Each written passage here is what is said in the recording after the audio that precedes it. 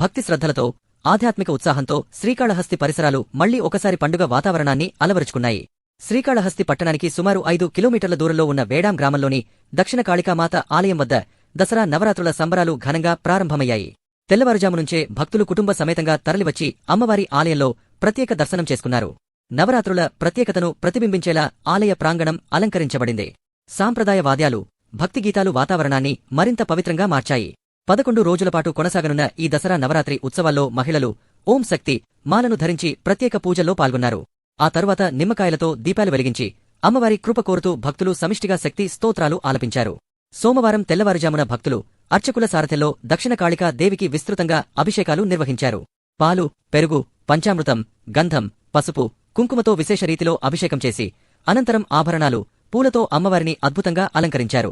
ఈ విశేష అలంకరణలో కాళికామాత దర్శనం కోసం భక్తులు గంటల తరబడి క్యూలలో నిలబడి వేడుకల్లో భాగమయ్యారు. అమ్మవారి మహిమను నమ్మి భక్తులు ఆరోగ్యం, సుఖశాంతులు, ఐశ్వర్యం కలగాలని కోరుకుంటున్నారు.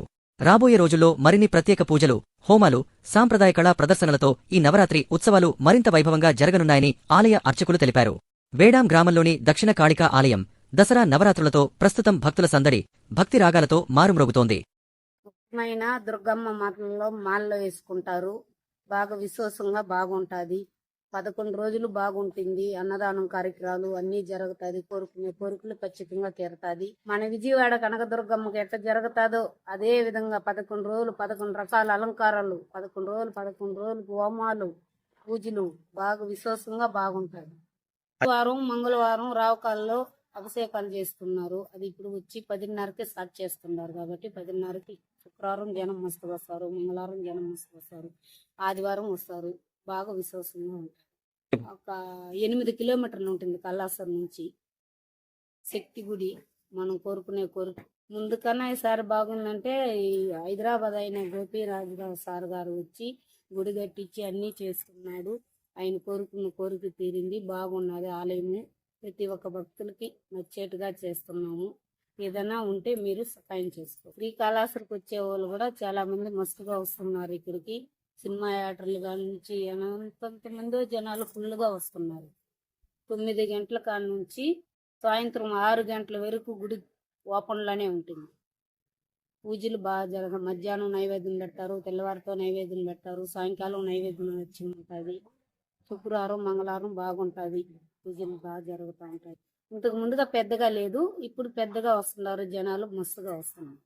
దసరాకి ఇంకా ఎక్కువగా వస్తారు జనాలు. మా వల్లే కాదు పని చేయడానికి కూడా అక్కడ తట్టలుగా. రావుకాలం సమయంలో నిమ్మ దీపాలు అమ్మవారికి దీపం పెడతారు. బాగా విశ్వాసంగా ఉంటుంది. 9 దీపాలు పెడితే అమ్మవారికి మంచిది. ప్రతి ఒక్క భక్తులు వస్తున్నారు, పెడుతున్నారు. బాగున్నది. ఎక్కడెక్కడ వాళ్ళంతా రావచ్చు అమ్మవారిని చూసేది.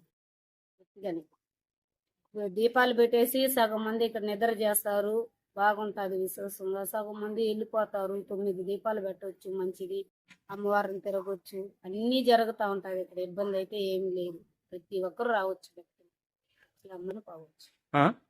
ప్రతి ఒక్కరు రావచ్చు, దర్శించుకొని పోవచ్చు. అమ్మవారి కాడ ఎప్పుడైనా రావచ్చు. దసరాకి 11 రోజులు నవరాత్రులు, 11 రోజులు విశ్వాసంగా బాగుంటాయి. నా పేరు లక్ష్మి. మేము భక్తురాలు. నా పేరు లక్ష్మి.